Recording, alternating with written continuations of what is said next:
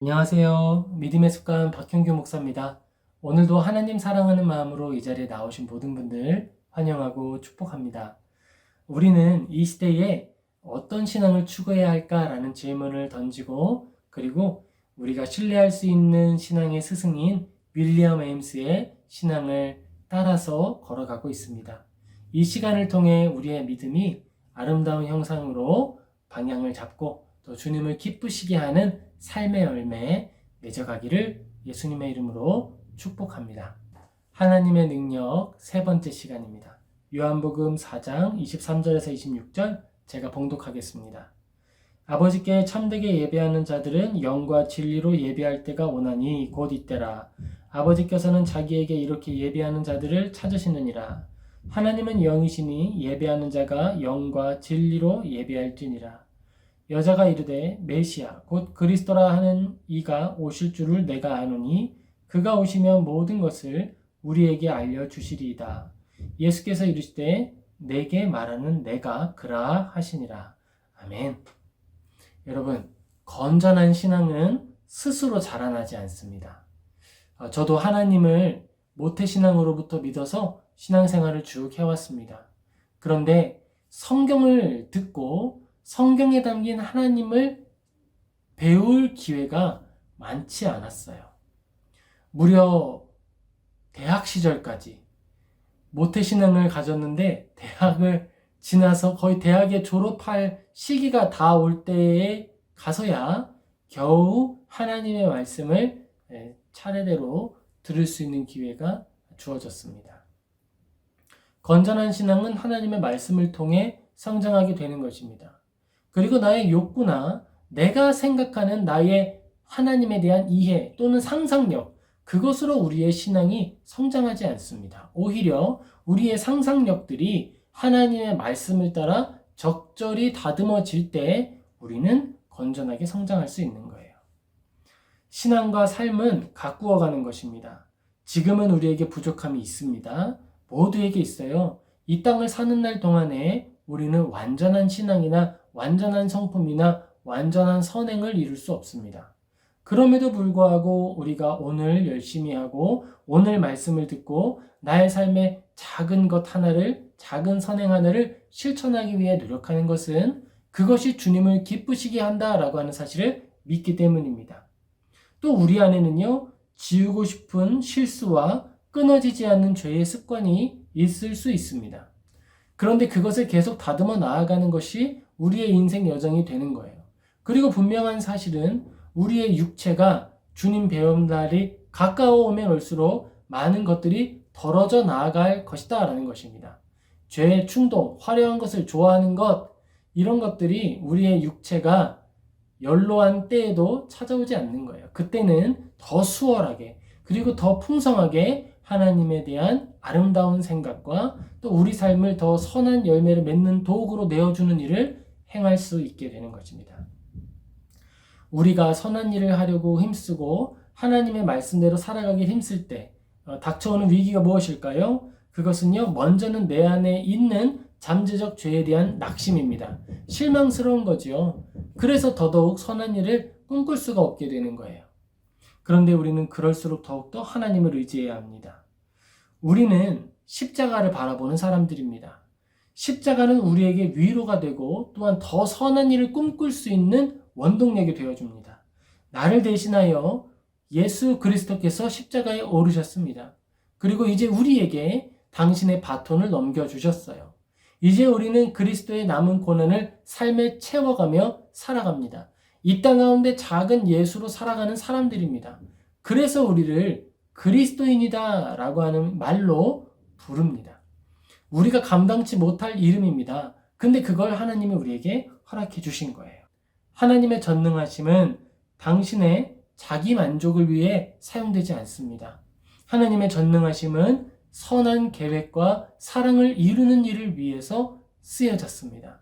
이처럼 우리가 가지고 있는 자유로운 의지와 우리가 가지고 있는 재능들, 우리가 가지고 있는 아름다운 모든 덕목들이 하나님을 위해서 쓰일 때 가장 아름답게 쓰이는 거예요. 우리가 십자가를 향해 걷는 길 위에 슬픔과 낙심을 경험할 때에도 우리는 하나님의 능력을 의지하고 십자가를 바라보며 계속 나아갑니다. 어려운 일이 왔다고 해서 멈추지 않습니다. 물론 낙심해서 넘어져서 잠시 기력이 없어서 쉴 때 있습니다. 하나님은 그런 우리를 찾아오셔서 엘리야를 위로하셨던 것처럼 우리에게 양식을 내어주시고 당신의 그 손길로 우리를 어루만져 주십니다. 우리의 힘든 모든 마음과 우리 눈에서 흐른 눈물을 닦아주십니다. 그리고 네가 가야 할 길을 계속 가자라고 권해주시는 거예요. 하나님은 살아계시고 하나님은 선하십니다. 전능하시고 변하지 않으십니다. 우리를 언제나 늘 사랑하십니다. 우리가 하나님의 일을 능력 있게 감당할 때나 우리의 체력이 다 소진되어서 넘어져 잠시 쉬고 있을 때에도 하나님은 우리를 사랑해 주십니다. 당신의 필요나 쓸모, 능력에 의해서 우리를 사랑하시는 게 아니에요. 하나님이 우리를 사랑하시는 이유는 사랑하기 때문입니다. 사랑할 이유가 하나님 안에 있습니다. 우리에게 사랑의 이유가 있는 게 아니에요. 우리가 멋있거나 매력 있거나 무슨 일을 잘했거나 이런 것들이 아니라 하나님 안에 우리를 향한 사랑과 그 사랑의 의지가 동기가 되어서 우리를 무조건 사랑해 주시는 거예요. 우리가 그런 하나님의 사랑을 믿는 일은 참 쉽지 않습니다. 또 우리가 하나님을 향한 믿음을 가졌다 하더라도 그 믿음을 지켜내는 일은 또 쉽지 않습니다. 우리 삶에 찾아온 어려운 일들이 얼마나 다양하고 우리의 믿음을 뒤흔드는 삶의 현상들이 얼마나 다양합니까? 그런데 우리가 그 모든 어려움들 속에서도 믿음을 지킬 수 있는 것은 우리와 함께 하시는 성령님이 늘 말씀을 깨닫게 하시고 하나님을 향한 사랑을 증언해 주시고 우리를 위하여 다 할 수 없는 탄식으로 기도해 주시기 때문입니다. 인생의 무거운 짐을 짊어지고 나아가는 우리들입니다. 그 모든 인생의 여정을 통해서 우리가 나의 이익만을 추구한다 그러면 그걸 어떻게 견디겠어요? 그걸 어떻게 견디고 그 무거운 짐을 어떻게 다 짊어질 수 있겠습니까?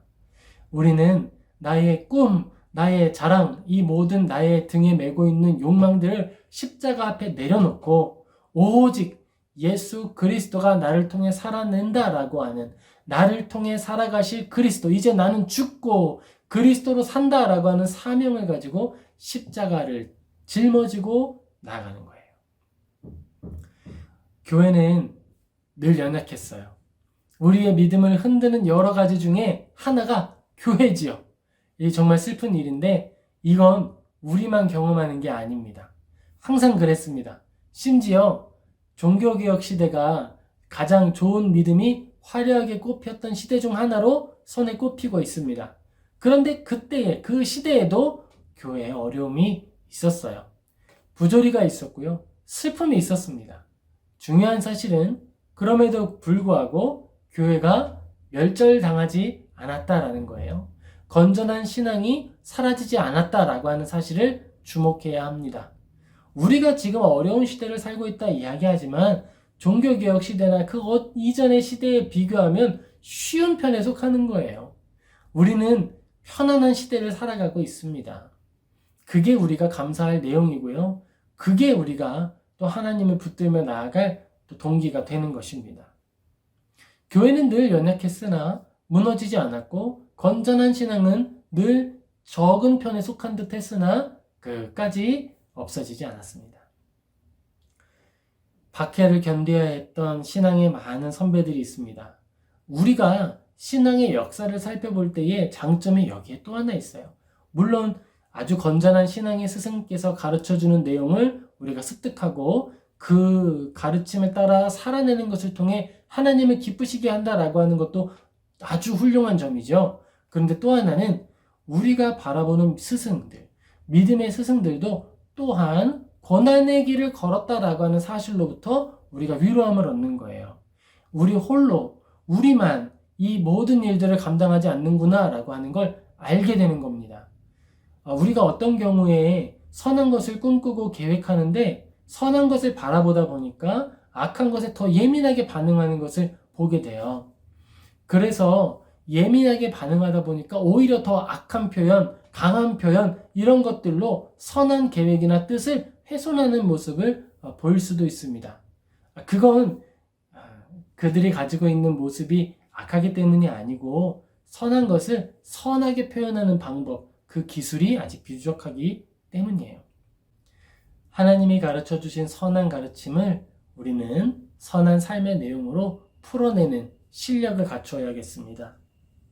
우리는 사랑과 선행으로 그리고 바르게 하기 위한 모든 열심과 악에 동행하지 않는 결연함으로 하나님의 말씀을 우리 삶에 담아내는 거예요.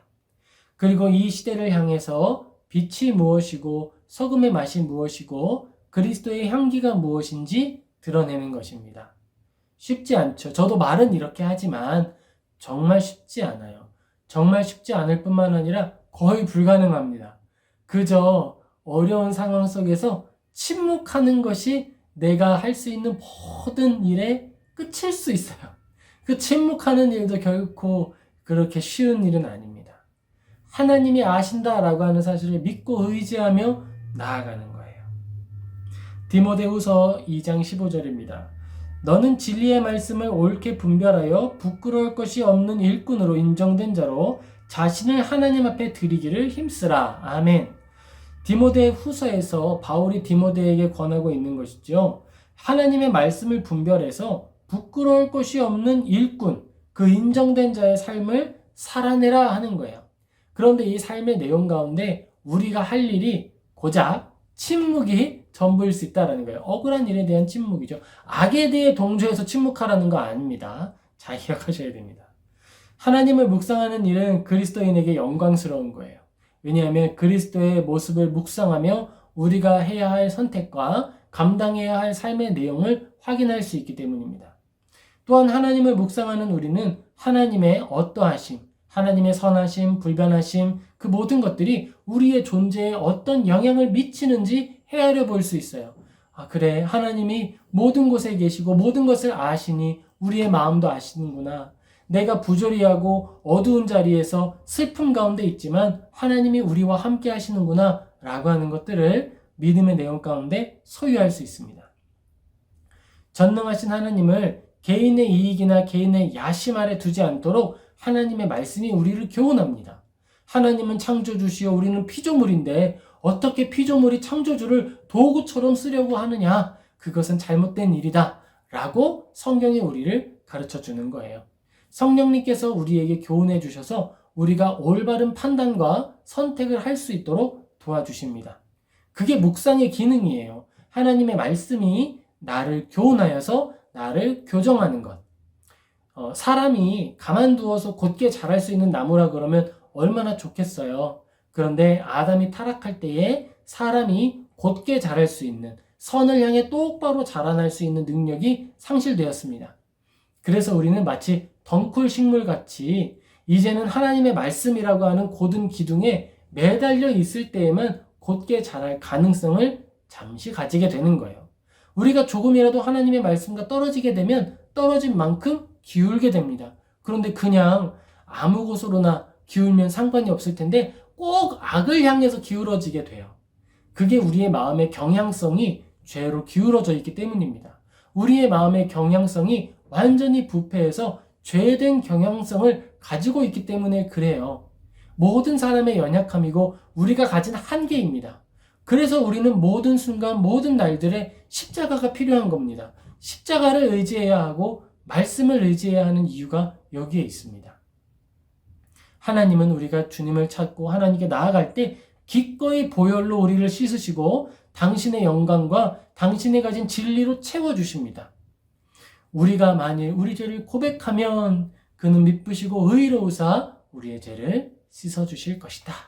하나님이 우리에게 알려주셨죠. 우리는 이 말씀을 믿고 또 우리의 모든 죄와 우리의 모든 연약함을 긍휼히 여기시는 대제사장을 힘입어 하나님 앞에 나아가는 거예요. 하나님을 예배한다, 하나님 앞에 나아간다라고 하는 것은 주일에 하는 종교 행사만 의미하는 것은 아닙니다. 우리의 일상과 모든 호흡과 모든 삶을 이야기하는 것입니다. 우리는 하나님께 최대한 가깝게 나아갑니다. 나의 삶의 자리 속에서 하나님의 진리와 떨어져 있는 부분들을 줄여 나아가는 거예요. 그게 우리의 삶의 이유이고 목표이고 방향성입니다. 하나님이 희박한 상황들을 줄여가는 거예요. 모든 상황 속에 하나님이 충만히 드러나도록 내어놓는 것입니다. 주권을 내어드리고 이 자리에 함께 하시며 나의 마음속에 주인으로 임하소서라고 기도하는 것입니다. 그리스도이신 예수님께서 이미 오셨고 우리를 위하여 십자가에 올려 죽임당하셨고 부활하셨고 승천하시며 성령님을 보내주셨습니다. 하나님을 따라 걸어갈 수 있는 마음의 소원과 그렇게 마땅히 행할 수 있는 능력도 주셨습니다. 우리는 영광을 소유하고 있어요. 시대는 어두워 갈 것입니다. 주님 다시 오실 때까지 계속 어두워져 갈 거예요. 교회 안에도 불의함이 도단할 수 있습니다. 그리고 그것이 정의를 이기는 것 같아 보일 수도 있습니다. 그러나 하나님은 살아계십니다. 그래서 우리 마음을 지탱하세요. 우리를 붙들어 주십니다. 하나님이 선한 일을 이루십니다. 우리 살아계신 하나님을 믿고 의지하며 이 땅 가운데 주어진 삶을 그리고 그 사명을 완수하는 저와 모든 성도님 되시기를 예수님의 이름으로 축복합니다. 아멘. 기도하겠습니다. 살아계신 하나님, 우리가 하나님을 의지합니다. 우리가 하나님을 바라봅니다.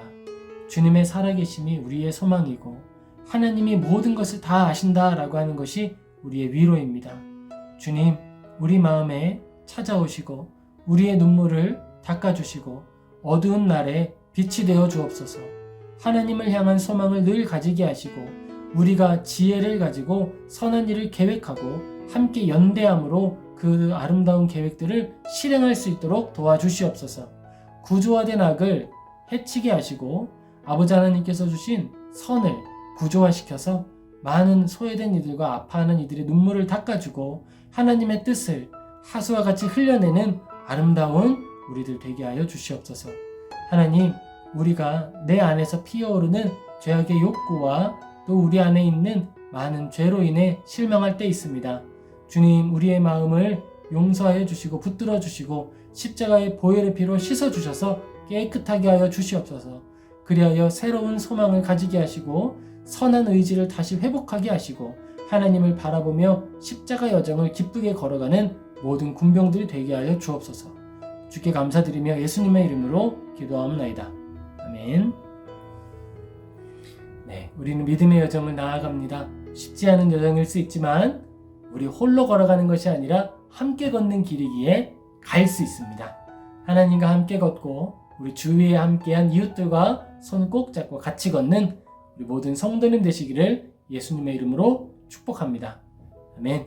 우리 그럼 또 뵙겠습니다.